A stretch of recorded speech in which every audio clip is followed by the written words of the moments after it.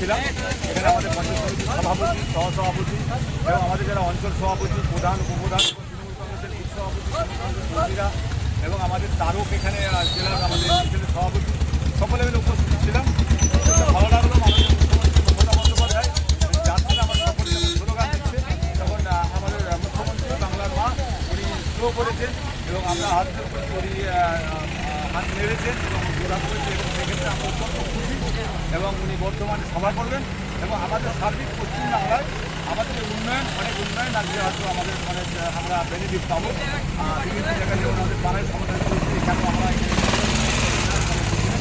আমাদের principal secretary এবং সকলে মিলে আজ পর্যন্ত আমরা আনন্দিত এবং আমরা সকলে তৃণমূল কংগ্রেসের পক্ষ থেকে নামে ভোট হবে, উন্নয়নে ভোট হবে। জামালপুর ব্লকে আমরা যে ভোটে জিতেছিলাম তার থেকে অনেক গুণ বেশি ভোটে জিতব, এটাই আমাদেরই মনে হয়। সাধারণ মানুষ মাননীয় মমতা বন্দ্যোপাধ্যায় আমাদের নেতা অভিষেক বন্দ্যোপাধ্যায়কে দেখে রাজনীতি করেন, উন্নয়নকে দেখে রাজনীতি করেন, এখানে বিরোধীতে কোনো অস্তিত্বই থাকবে না। আমার মনে হয় সাধারণ পাবলিকে যা সার্বিক জায়গা থেকে যারা আমরা পাড়ার সমাধান আমরা যেখানে যাচ্ছি আমরা ঘুরছি, সে সাধারণ মানুষ যখন এসে তার 10 লক্ষ টাকা করে বুথে যখন মুখ্যমন্ত্রী ঘোষণা করেছেন সেখানে তাদের যে মনের যেগুলো সমস্যা ছিল সেগুলো যারা কোনখানে রাস্তা হবে, ওখানে আপনাদের বিদ্যুৎ নেই, ওখানে জল নিকাশি নেই, সার্বিকভাবে যেটা করতে মানুষ অত্যন্ত খুশি।